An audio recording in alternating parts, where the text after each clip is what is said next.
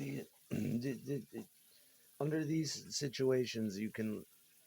Well, I think in everyday life, I would notice something like that. you've got you've got this black woman that lives down the street with glasses, and she's the cutest thing in the world. She's a church going girl, and I think she's got two kids. And from time to time, I'll see her driving her car, and she'll be listening to her music, her dance music, and she'll be singing, and it's just lovely. You see her, and when I see her, she's walking dogs all the time. I don't think she likes me too much because she thinks I'm fucking crazy, but she still knows how to be a. She understands it takes a village to raise a child or a prisoner, and she'll say hi to me, and she minds her own business, and she's always dressed really nice, really stylish, and I think she's got the and she makes me feel important, not like a piece of shit.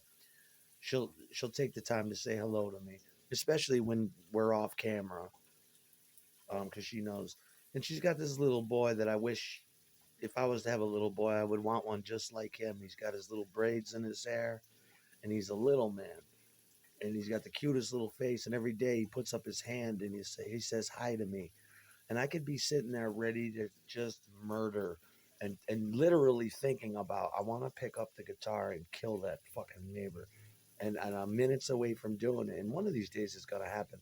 And out of nowhere, like godsend, he'll come by and he'll be with his little friends, or he'll be by himself, and he'll put up his hand and he'll say, "How you doing?"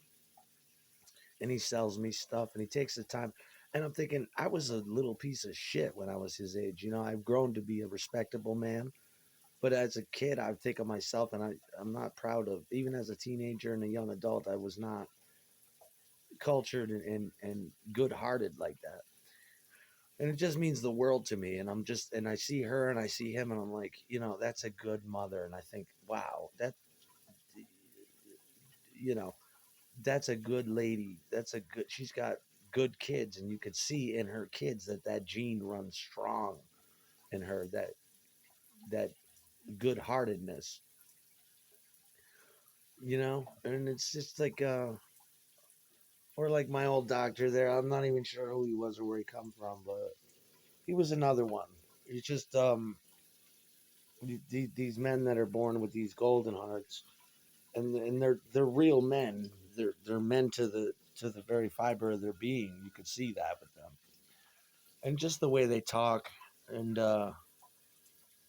and supposedly he ended up getting arrested, which really bothered me, because I'm convinced it was fake, and I hope it was fake, because I can't imagine. He's the last motherfucker I would want to see go to jail. I saw a future with him. I felt a bond. I felt something real, and I'm a very good judge of character. And I it sucks. I saw a future with him, and maybe I talked too much on the internet about it, but it was just because I was excited. And now I'm never going to see him again. It's just disgusting what goes on this fucking internet. It's absolutely fucking disgusting. And the neighbors are sick of it. I'm sure they're sick of hearing me scream. They don't want to live next to that. They probably feel guilty about they can't say nothing. But still, in all, I respect their boundaries, and I respect, this new piece of shit that moved in. I hope that doesn't last, because that shit don't fly here. The guy on the channel said, "Tell him." I'm like, hell yeah. I wish I could, you know. And it's like, I wish I could, but how do you say that nicely? Let him fuck up.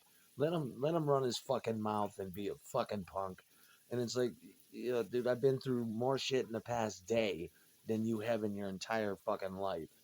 You got to be. And it reminds me how ignorant people can be, and how disgusting they can be.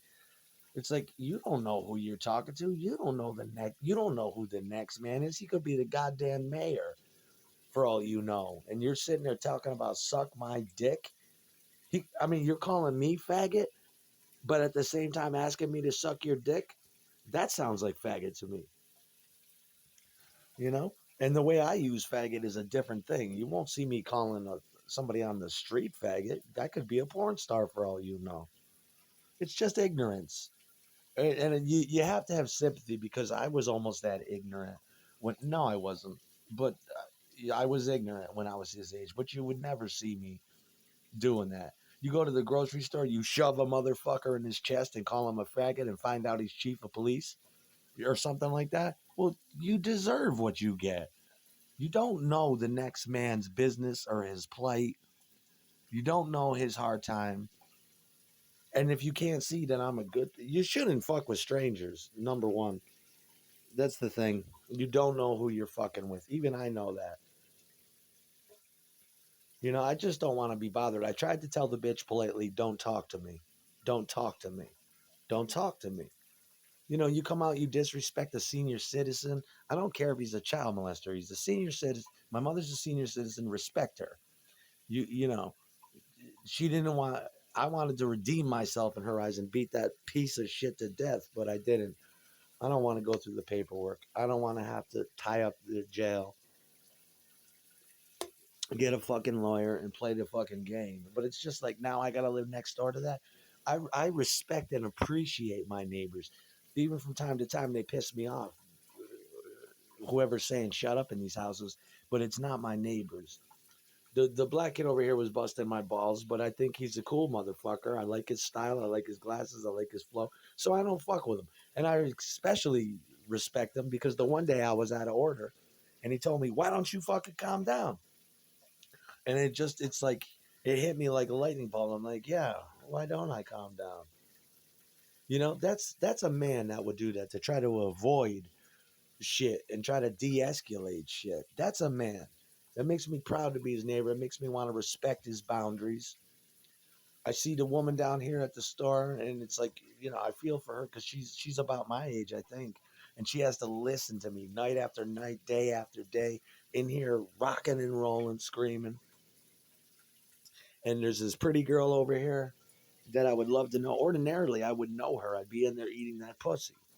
But she can't even look at me. The prettiest little girl I've ever fucking seen, the short little black girl with the bombastic body. I can't even fuck with these people. Or the kid next door. I'd be smoking joints with him. Now I gotta be public enemy. I gotta play the role. I gotta be a fucking asshole. I gotta be standoffish. I gotta openly fuck pussy because you just don't know, and I'm not a mind reader. It's disgusting.